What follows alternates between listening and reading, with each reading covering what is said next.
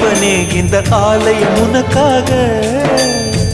வானில் ஒரு புயல் மழை வந்தால் அழகே என்னை எங்கனம் காப்பாய். கண்ணே உன்னை என் கண்ணில் வைத்து இமைகள் எனும் கதவுகள் அடைப்பேன். சத்தியமாகுமா? நான் சத்தியம் செய்யவா? தொடு தொடுவெனவே வானவில் என்னை தூரத்தில் அழைக்கின்ற நேரம்.